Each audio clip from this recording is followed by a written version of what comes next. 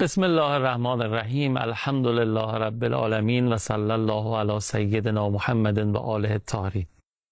سلام خدا به وجود نازنین حضرت ام ابیها، بانوی دو سرا، زهره ازهر، زهرای اطهر، ام النجبا، شفیعه روز جزا، حضرت فاطمه زهرا سلام الله علیها.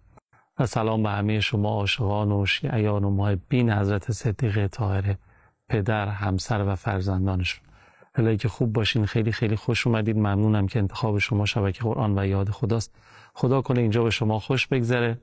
امید دارم این اتفاق بیفته، چون هم محضر امامزاده واجب و تعظیم امامزاده ابراهیم و امامزاده محمد علیهم السلام در شهر مقدس قم هستیم و محضر آقای کفیل عزیز و نازنین. این ششمین و آخرین برنامه هست که خدمت ایشون هستیم با موضوع محوری حضرت صدیقه طاهره. بریم و برگردیم میگم قراره چه بکنیم و در این آخرین برنامه قرار هست چی بشنویم. بسم الله. اللهم صل علی محمد و آل محمد و عجل فرجهم. خیلی خیلی ممنونم که همراهی میکنید برنامه خودتون رو. با اجازه شما سلام خیر مقدم عرض بکنم خدمت آقای کفیل. سلام و رحمت الله. خیلی خوش آمدید. خوشحالیم از زیارتتون. قبول بشه. سلام علیکم و رحمت الله و سلام خدمت تمامی این امامزادگان عظیم الشأن. حقیقتا تعبیر زیبایی داشتن آیت الله جوادی. یک موقعی در کنار یکی از این مضاجع شریف میفرمودن دین ما را همین امامزادگان حفظ کردند. انصافاً وجودهای با عظمتی هستند و حیف گاهی غفلت میکنیم، بهره نمیبریم. من الان یه لحظه به ذهنم رسید، یه موقع کسی حرف خوبی میزد، میگفت این بزرگواران چون تو اون عالم جایگاه دارند، امامزادگان خوبان عالم، هر چه انسان باشون انس بگیره اونجا براش جبران میکنن. یعنی اینجا به جای خود، مثلا عزیز بزرگواری که سعی میکنه پیوسته بیاد کنار قبر کریمی اهل بیت حضرت معصومه سلام الله علیها و اون برکاتی که در قبر حضرت زهرا بوده فرمودن در اینجا قرار دادیم. یا امامزادگان عزیزی که در قم، در شیراز، در شهرهای متعددی هستند، واقعا سراغ این حرم ها بریم. اینا خوبانی بودن. فقط همین نیست که الان یه حاجتی رو بگیم، یه جوابی بگیریم یا نگرفتیم یا متوجه نشدیم. نه، همین زیارت، همین تردده، همین سلامی که میدیم، همین فاتحه‌ای که میخوانیم یه پیوندی ایجاد میکنه. اونجا تو عالم برزخ به دادمون میرسه، تو عالم قیامت به دادمون میرسه انشاءالله. و سعی کنیم اصلا این جاهای مقدس رو، گلزار شهدا رو خانه خودمون قرار بدیم، گاهی پایگاه خودمون قرار بدیم. بیشتر بریم حرم، بیشتر بریم زیارت، بیشتر بریم گلزار شهدا. یه تعبیر زیبای آیت الله جوادی باز داشتن، شون فرمودن سالها باید بگذره بفهمیم گلزار شهدا کجاست. یعنی عملاً واقعاً انسان اگر میدانست پیوندی زیاد بود، انسی زیاد بود، خودش سود میبرد. آره، مثلا یه فضایی داره که آدم وقتی اونجا قرار میگیره کاملا اون نورانیت، اون زلالیت، اون معنویت، اون از یه جنس دیگه ای بودن رو احساس میکنه. هر کسی که تو این مکان ها قرار میگیره انشالله بیشتر از پیش توفیق حضور برای هممون انشالله. اینجا واقعا سلام و درود خوب شد حالا بر مادران شهدا. واقعا ما شرمنده شدیم در پدران شهدا، همسرانشون، فرزندانشون، بر جانبازای عزیزمون. انصافا واقعا توی روزه های فاطمیه خیلی باید مینادا کنیم. این جانبازان عزیزی که گاهی آدم تو آسایشگاه میبینه. من یادم یه آسایشگاه، حالا عذر میخوام دیگه دلمون رفت، بفرم. من توی که از این آسایشگاه های موقعی بالا سر یه جانبازی خیلی خیلی خدا رو شکر میکرد، خیلی خدا رو شکر میکرد. جانباز قطع نخاعی که به تعبیری بیش از 30 سال مگسش هم نمیتونست بزنه. خب اینا واقعا برای کی بوده؟ ما یک روز خوابیده باشیم چی میگیم؟ یعنی عملا بالای 30، الان که دیگه سالها بیشتر. یک نوجوانی رو یه موقعی تو فرودگاه دیدم، ایشون میگفت که من پدرم روانیه، گاهی حالش بد میشه شروع میکنه منو زدن. من شروع کردم دلداری دادن، بعد ایشون مؤدبانه مقدار حرفامو گوش داد، دانشجوی عزیزی بود. بعد گفت آقا من ناراحتیم این نیست که میزنه، وقتی کمی آرام میشه میفته رو پام شروع میکنه عذرخواهی کردن. بعد ایشون میگفت من خیلی دوست دارم از خونه برم بیرون، این اتفاق نیفته. مادر مانعه، میگه اجازه بده پدر الان همین عذرخواهی که میکنه آرام میشه، اذیت نمیشه. خب ما انصافا روزه میریم، مجلس میریم، آزادگانمون، بچهای جبهه و جنگ، انصافا اگه این علم ها الان بلنده، یه عده‌ای تو شلمچه و طلایی رز میدن، جبهه رفتند، یه عده‌ای سختی کشیدن تو دنیا، مدیونیم به همشون دعا کنیم، به فرزندانشون، به خانواده هاشون. انشالله واقعا تک تکمون هممون مدیون جانفشانی هاشون هستیم، مدیون مادر شهدا هستیم، پدران، خانواده، ولی مدیون اونقدری که مدیون این مادر شهیدی هستیم که این چندمین روزی که داریم دربارش صحبت میکنیم مثلا قابل بحث نیست. این مادر شهیدی که سلام الله علیها، اینا همه عظمتشون این بود که فاطمیه رو فهمیدن. آره فاطمیه رو فهمیدن، فاطمی زندگی کردن و منشأ نور از همون مادر شهید اولی است، اولین شهیده راه ولایت، مادر 10 شهید از امام حسن مجتبی تا امام حسن عسکری و شهدای فرزندانشون تا به حالا، از حیث این که پیامبر فرمودن انا و علیان ابوا هذه الامه، حضرت زهرا مادر همه شهدا هستن تا به حال. به تعبیر واضح در حضرت زهرا صاحب کتاب بودن. حضرت زهرا هم محدثن هم محدثه. حضرت زهرا اینو تبیین بفرمایید.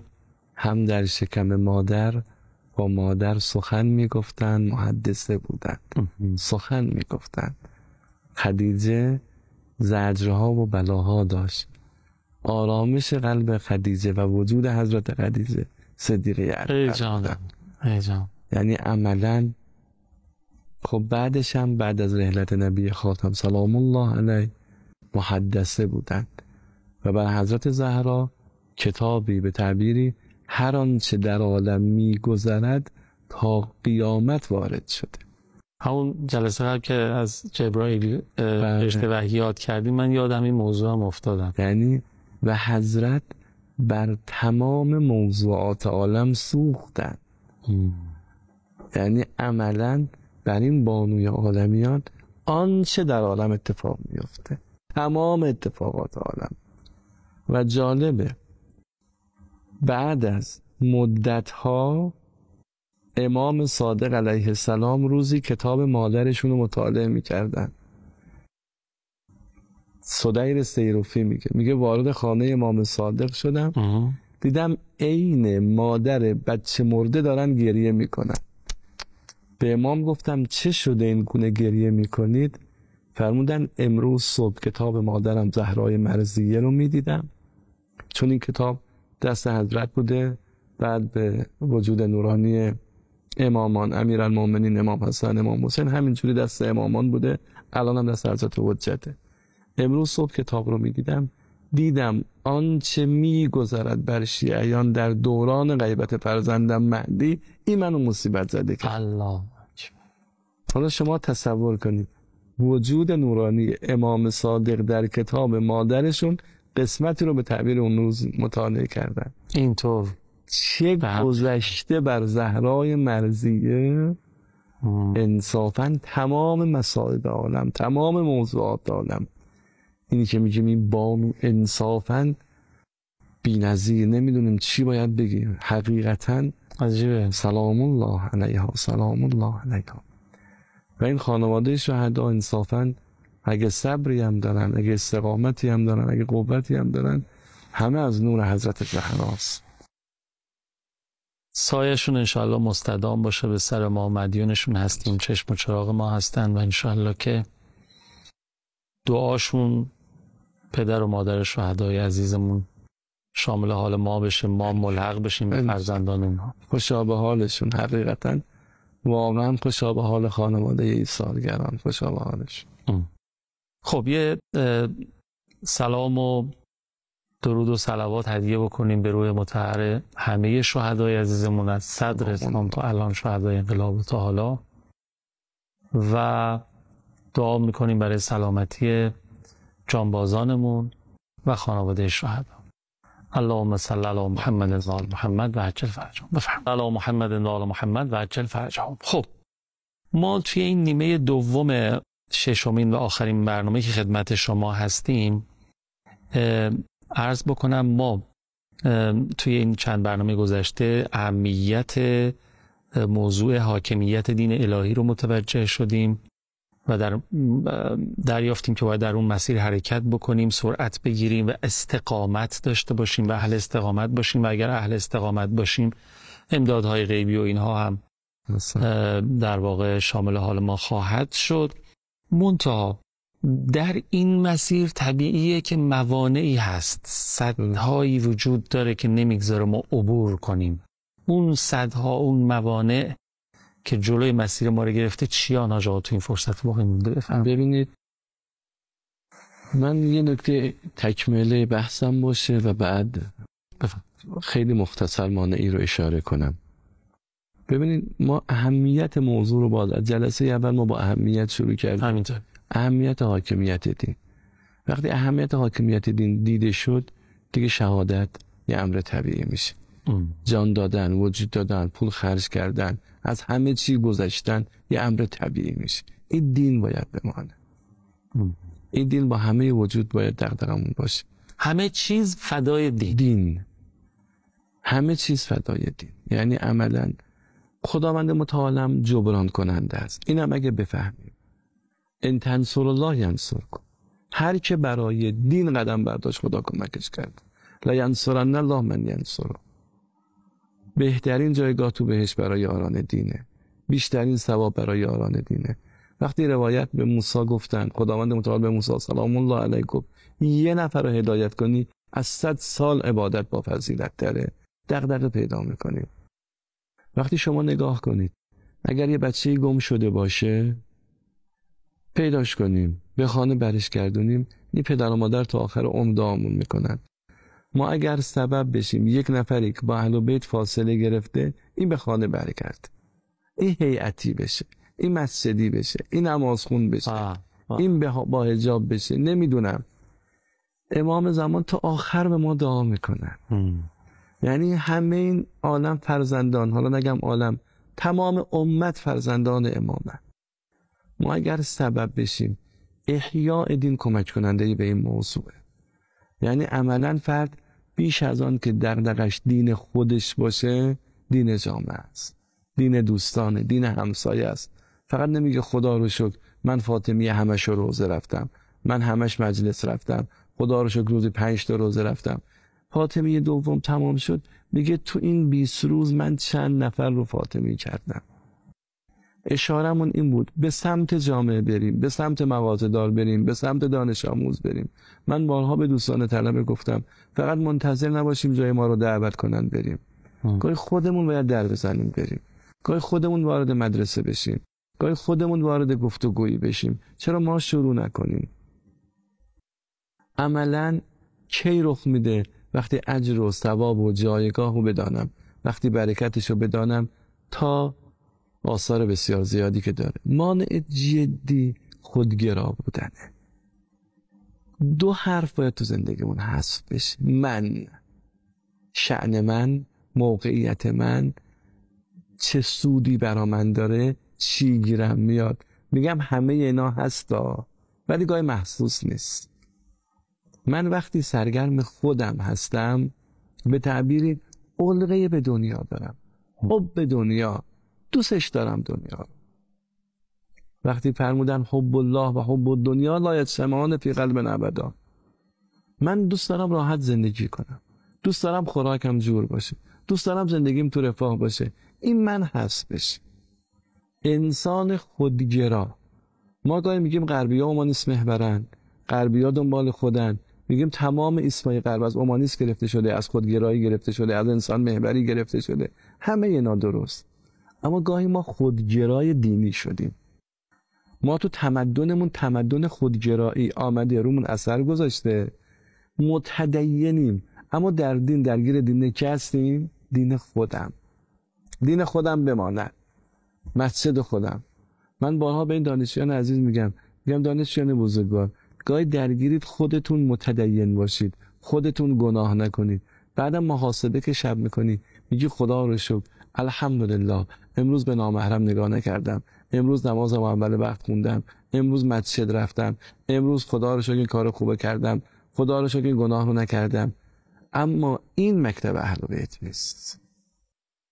اهل بیت دغدغه‌شون این بوده جامعه توحیدی بشه. اهل بیت دغدغه‌شون این بوده لیقوم الناس بالقسط، بسترسازی کنن مردم به پا خیزند. اگر با این نگاه این کی حاصل میشه؟ گاهی لازمش هجرت میشه.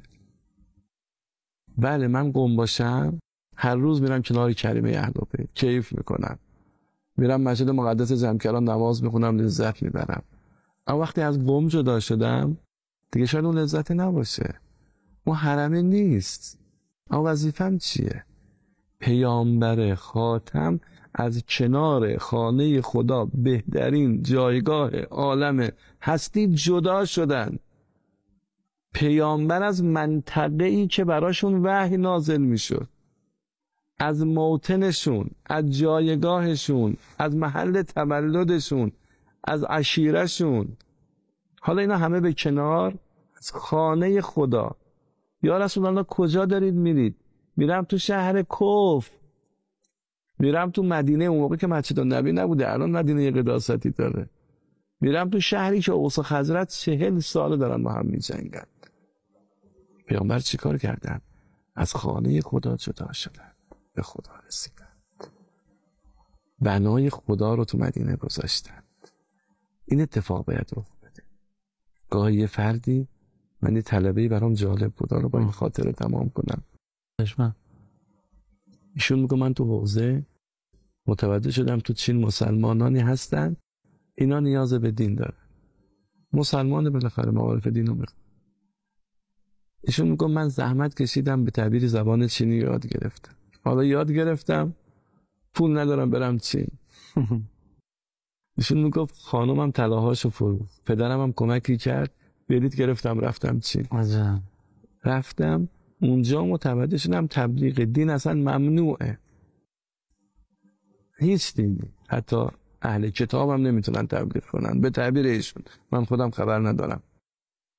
ایشون میگه من دیدم چینی‌ها به زبان فارسی علاقه دارن، الان یه مؤسسه آموزش زبان فارسی توی کشورهای چین را انداختم، به بهانه آموزش زبان فارسی دارم تعلیم اسلام میدم. ببینید این فرد تو قومیمون راحت زندگیشو میکرد. اما میگه الان این علم دین باید بالا بره. الان پس فردا که ملت چین از من سوال کردن، من یه موقعی خودم گریه شدید حاجی قرائتی رو دیدم، اینو با چشمان خودم. بازم گفتم آقا چتون اینجوری دارید گریه میکنید؟ نه حرمه نه. گفتن الان یه لحظه دارم پیش خودم، اگر روز قیامت به من بگن قرائتی چرا چینی یاد نگرفتی بری تبلیغ دین بکنی چی بگم؟ عجب. حالا من 10 کتاب نوشتم، 30-40 سال تلویزیون بودم، چقدر از این شهر به اون شهر رفتم، بهم بگن تو رسالتت این بود، تو رسالتت این بود بری تو آفریقا خانه به خانه جامعه رو مسلمان کنی، موحد کنی. واقعا این مسیر ته نداره، یعنی هر جا باشی، تو هر سطحی، تو هر باز، بله مسیر راه هموار. و این طریقش کیه؟ کی من میتونم علمدار دین باشم تو آفریقا، تو اروپا. آره. اروپا هم ظاهرش سفرش خوبه، یعنی عملا یک کسی بعد 4 روز بره اروپا برگرده شاید، حالا ولی بخوای بری زندگی کنی به سختی‌های خودشو داره، زحمت‌های خودشو. بله. یعنی عملا صدیقه اطهر آمده گام برداشته، حرکت کرده به یک دلیل، دین بماند. با خودمون مقابله کنیم، با موانع مقابله کنیم، علقه ها رو آدم کنار بگذاره، به هیچ چی نباید تعلق داشت، چون از او گشتی همه چیز از تو گشت. وقتی آدم خدایی شد عالم در اختیارش میشه. چون از او گشتی همه چیز از تو گشت. وقتی از خدا برگشت عالم ازش برمیگرده. آقای بهاءالدین عبارت قشنگی دارن، میگن موحد بشید، حرکت توحیدی بکنید، تو خیابون راه میرید تمام موجودات باهاتون عشق بازی میکنن، ولی وقتی فاصله گرفتی همه از تو بدشون. آره، یعنی ما هم جزئی از طبیعتیم. وقتی از طبیعت خدا داریم میریم یه جای بکر و طبیعی و لذتش میبریم، اگه ما همراه باشیم اونها هم از ما لذت میبرن. ولی واقعا همین دو حرفی که گفتین از لحظه اول که فرمودی ذهن من رو درگیری کرده، تو حروف الفبام پشت همن، میم و نون وقتی به هم میچسبه میشه من. واقعا میگن راه رسیدن به خدا 2 قدمه، یه قدم اول بذاری رو خودت، قدم دوم پیش خدا. همه چیز همینجاست. اینو اگه موفق بشه کسی منیت رو ببوسه بذاره کنار، حالا تا اگه نبوسیده بذاره کنار، شفرنی ان مسئلته لذت و خدمته. آره دیگه همه چی تمومه. انشالله به مدد از زهرا تبیین شما و مثل شما. خیلی حظ بردم. اجرتون با خود بیبی. دارید سلامت باشید. اوامری ندارین؟ توفیق ما بود انشالله باشید استفاده کرد. فقط گوینده نباشم، عمل کنیم و جدا بشه جامعه رو یار باشیم، دوست باشیم، انشالله برای دین قدم برداریم و شاکر حاکمیت دین تو کشورمون باشیم و شکر نعمت به اینه که برای رشد نعمت قدم برداریم انشاءالله. فرمایشات آژاهای کفیل، ضمنی که ازشون تشکر میکنم بابت این 6 روز و 6 برنامه‌ای که بهشون زحمت دادیم، اما این فرازهای پایانی فرمایشاتتون راجع به منیت و خودگرا بودن که مانعی است برای رسیدن به اون مقصد و مقصود مقدس نهایی که حاکمیت دین الهی در جامعه هست، در دنیا. من یاد این فرمایش از زهرا انداخت. اینو حسن ختام قرار بدم، با شما خداحافظی بکنم. بیبی دو عالم فرمودند خداوند نماز را بر انسان واجب کرد که او را از تکبر و خودبینی دور کند. التماس دعا یا زهرا. خداحافظ.